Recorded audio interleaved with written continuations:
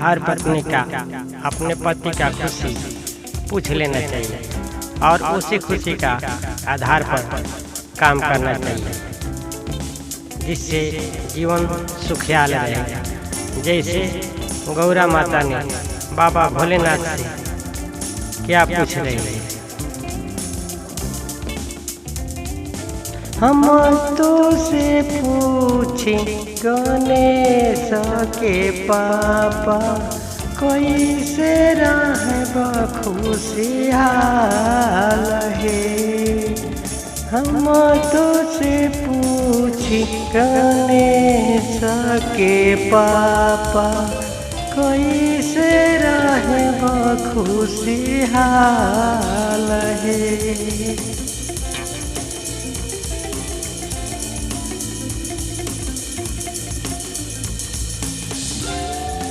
मेवा मिठाई रौरा मनौना भावे, मेवा मिठाई रौरा मनौना भावे, हरदम रहिले रौरा रूठल हे। मेवा मिठाई रौरा मनौना भावे, हरदम रहिने रौरा रूठल है।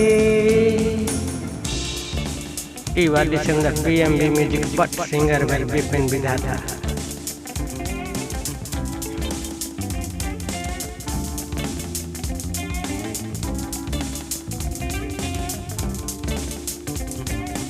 गांजा धतूरे के ले आए दए गौरा, गांजा धतूरे के ले आई दए गौरा, भंगिया ले आई दकी पीस है। गांजा धतूरे के ले आई दए गौरा, भंगिया ले आई दकी पीस है।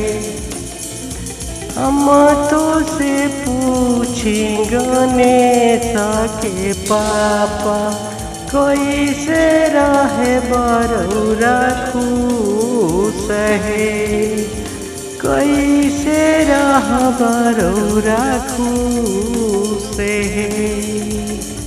हर पत्नी का अपने पति का इच्छा का अनुसार कार्य करना चाहिए, जिससे उसका पति खुश रहता है। देखते रहिए BMB म्यूजिक।